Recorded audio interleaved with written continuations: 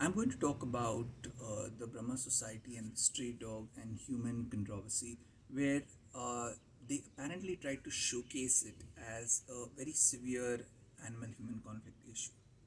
Let me take you through some of the possible ways all of us can avoid something like this. And let me place it in three parts. First is some generalizations of what all of us could do, some non-fund based activities, something that is absolutely free, that doesn't cost anything, and some which are somewhat fund driven, that will, a very small portion will help us do a great deal of good for the world. So number one, the most important thing is, can we start talking and using a very nice tone every time we see a particular pet? That will encourage us and our children to also refer to them by name. That's number one. It changes a lot of things in the dynamic of a human animal relationship, because animals are very uh, advanced, complex means of communication, and even National Geographic talked about how well defined their method of understanding humans is. Number two, can we place shelters all around the society so that the animal can choose various places wherever it wants to go and sit? That's number two. I'm not asking for an elaborate one, but what I'm saying is it can be something that can help them choose a nice corner for themselves. Number three, can we start addressing each animal by name? That this is Sarah, this is Ritik, this is Amit, this is so and so. I'm just taking a few random names just to put a tag saying that this is a particular uh, identity of this particular being. Now, let me come to the fund facing activities. There are a lot of fund facing activities that very leading good societies can do. First is placing proper kennels at all places, so that even if it's a large group of stray dogs or cats we're talking about, each can choose its particular place, and placing them at strategic groups so that all of them get evenly distributed. That's one. Second, create a nice space where they can play. It has to be covered to be protected from rain. There has to be a good place to sit. There has to be good enough place to play. There has to be a little grass, a little hard surface, and this should be good for both summers and the monsoon. Number three is, can we start sterilization on our own instead of waiting for the government to come in and help us? When I had a similar situation like this, the moment I shifted to TCG, I went ahead and took care of nearly all the dogs in the area. Nearly all, meaning there must be just one or two left who have not yet been addressed.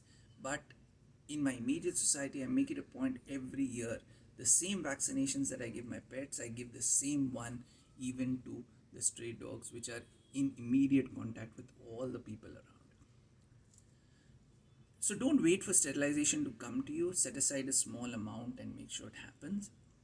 The ABC program. The government has a fantastic ABC program, and I'm still talking about the fund based activities. They can be ABCD: animal birth control and development. Where development stands for, can we start small means of training these animals in small portions? So teaching them what is a no, what is stay, what is quiet, what is don't do that. Can we teach a few simple instructions and start about it with everyone, and so that all these instructions go down to everyone, so the moment even a child says no, the animal understands that sound. It may not understand the word, but it understands the sound. Coming together for a meet and greet. While I say that this is, all these are fund facing activities, can we have small treats handed out to everyone, and everyone in turn hands out a small treat to the animal, and it can be kind of a meet and greet where the food acts as a medium for the animal to connect with the hand that feeds, and all of us can be part of that, and it can be a fantastic experience, not just for all of us. It can be an event that we can celebrate. Let me come to the non-fund facing activities that we can do.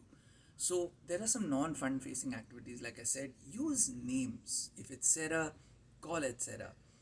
Encourage and appreciate the efforts of the animal feeders and caregivers. They take a lot of effort to go ahead and feed, to take out time from their work schedule and feed. So, can we start encouraging them and finding out ways that we can make their life better? Explore developmental techniques. Like I said, free training. A lot of people are professionals. They have done some sort of dog training and behavior. They also train their own pets. So can we explore small instructions to be trained? And it's a developmental activity, so there's no end line to this. You can't say that okay, 3 months and the dog is trained now. It's a lifetime activity, just like we need reskilling and training for our whole life. An animal needs development and encouragement as well. And another one that we can do is dedicate small corners. If we can't go ahead and create a dedicated space, can we dedicate small corners for the animal in all the places around, so that the animal can have its own identity, that this is its space, no one's going to enter into this space. So this is what I wanted to share with you. Thank you so much.